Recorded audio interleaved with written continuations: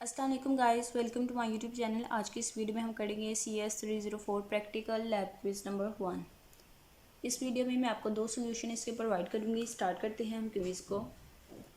जो सबसे पहला हमारे पास MCQs है वो क्या है कि which of the following can be attribute of the employee class. ठीक है, तो अब हमारे पास एक एम्प्लॉय क्लास है, उसका हमने बताना है कि इसमें से कौन सा पॉसिबल एट्रीब्यूट हो सकता है या होता है। ठीक है, तो एम्प्लॉय जो है उसका GPA भी नहीं होता, एम्प्लॉय का कोई कोर्स भी नहीं होता, एम्प्लॉय या स्टूडेंट तो नहीं है जो उसका कोर्स GPA या फिर रोल नंबर हो। ठीक है, तो एम्प्लॉय जो है उसकी सैलरी होती है। ठीक है, एम्प्लॉय को जो कोई किसी दफ्तर में, ठीक है, या कोई भी एम्प्लॉय है, ठीक है, जो काम करता है, ठीक है, उसकी सैलरी होती है। उसका ना तो रोल नंबर होता है, ना उसका GPA होता है, ना ही उसका कोई सब्जेक्ट कोर्स होता है। ठीक है, इसलिए इसका करेक्ट आंसर क्या होगा कि जो एम्प्लॉय क्लास है उसका कौन सा एट्रीब्यूट होता है, सैलरी उसकी सैलरी होती है। ऑप्शन नंबर C जो है इसका करेक्ट आंसर होगा, salary.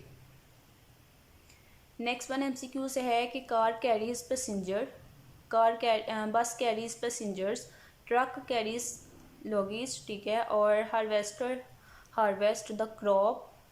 Car, bus, harvester and truck are derived from which class. ठीक है, तो ये जो चार हमें ट्रांसपोर्ट की चीज़ें जो बताई गई हैं, car, bus, harvester and truck, हमने बताना है कि ये जो चार हैं ये किस क्लास से डिराइव्ड की गई हैं। ठीक है, तो पैसेंजर ट्रांसपोर्ट से, नेवी शिप से, पब्लिक ट्रांसपोर्ट से, या फिर व्हीकल से। ठीक है, तो ये देखें ये चारों जो हैं ये गाड़ियां हैं, तो ये किससे डिराइव्ड होंगी, ये व्हीकल से ड्राइव होंगी। ठीक है, ये चारों जो है ये व्हीकल्स हैं, ये गाड़ियां हैं, तो ये चारों जो है ये किससे डिराइव्ड हुई हैं, कौन सी इसकी क्लास है, बेस क्लास जो है वो कौन सी है, पेरेंट क्लास व्हीकल क्लास होगी। ठीक है, ऑप्शन नंबर D जो है इसका करेक्ट आंसर होगा कि ये चारों जो क्लासेस हैं ये ऑप्शन नंबर D यानी व्हीकल से डिराइव्ड की गई हैं। नेक्स्ट वन MCQs है कि which of the following concept deal with the security of data. ठीक है, तो कौन सा कॉन्सेप्ट है इन चारों में से जो डील करता है सिक्योरिटी ऑफ डाटा से। ऑप्शंस क्या हैं, data hiding, generalisation, polymorphism, inheritance. ठीक है, तो सिक्योरिटी ऑफ डाटा जो है उसका ये कॉन्सेप्ट जो है ये हमारे पास आता है डाटा हाइडिंग में। ठीक है, डाटा हाइडिंग में हम सिक्योरिटी ऑफ डाटा की बात करते हैं, तो ऑप्शन नंबर A जो है इसका करेक्ट आंसर है। नेक्स्ट वन है कि chaired is a dash object and patent is a dash object. ठीक है, तो अब ये देखें हमारे पास MCQs क्या हैं, टेंजिबल, इनटेंजिबल, इंटेंजिबल, टेंजिबल, ठीक है, सारे टेंजिबल और इनटेंजिबल के हैं। ठीक है, तो हमने करेक्ट आंसर जो है वो बताना है। तो अब ये देखें हमारे पास चेयर है, तो चेयर जो है वो टेंजिबल है, यानी कि चेयर को हम एक जगह से दूसरी जगह मूव कर सकते हैं। वो चीज़ें जिनको हम एक जगह से दूसरी जगह मूव कर सकते हैं वो हमारे पास होती हैं टेंजिबल। ठीक है, और वो चीज़ें, वो ऑब्जेक्ट जिसको हम एक जगह से दूसरी जगह मूव नहीं कर सकते। ठीक है, जैसे कोई किसी ब्रांड का कोई लोगो हो गया, कोई पेटेंट हो गया। ठीक है, तो इस तरह से वो चीज़ें जो होती हैं वो इनटेंजिबल होती हैं।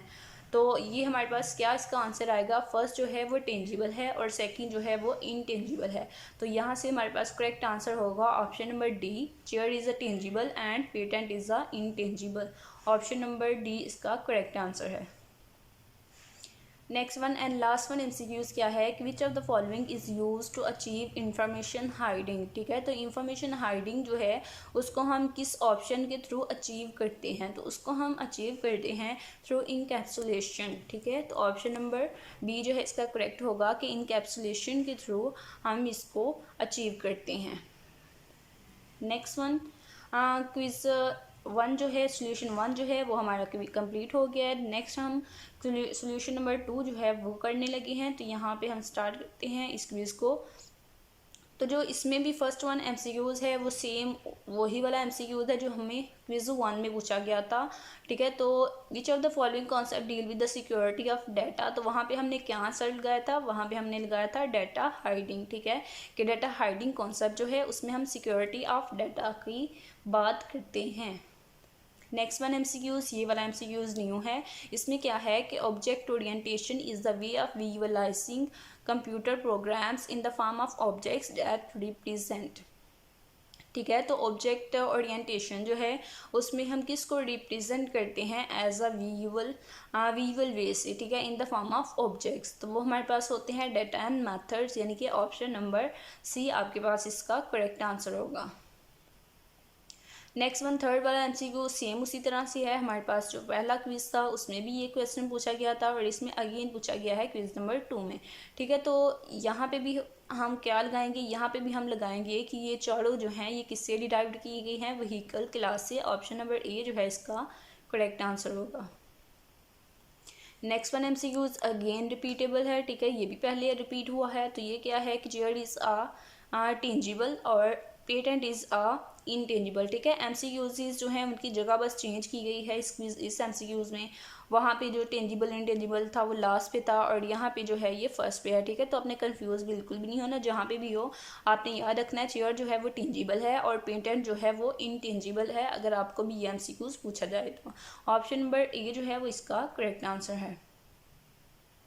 Next one and last one MCQs क्या है, विच of the following can be attribute of employee class, ठीक है। तो अब ये देखें अगेन ये रिपीट हुआ है। क्विज 1 में हमारे पास जो हमने सोल्यूशन 1 किया है उसमें ये हमारा फर्स्ट एमसीक्यूज था और ये जो सेकंड सोल्यूशन है इसमें हमारा ये 5 वाला एमसीक्यूज लास्ट वाला एमसीक्यूज है। तो यहाँ पे हमारे पास एम्प्लॉय क्लास का एट्रीब्यूट कौन सा होगा, सैलरी। ऑप्शन नंबर बी जो है इसका भी करेक्ट आंसर होगा। मुझे सोल्यूशंस के लिए आपने चैनल को सब्सक्राइब करना है ताकि आप चैनल के साथ अटैच हो जाएं और नेक्स्ट आने वाली असाइनमेंट, जीडीबी और क्विजेस के सॉल्यूशंस आपको इस चैनल पे मिलते रहे।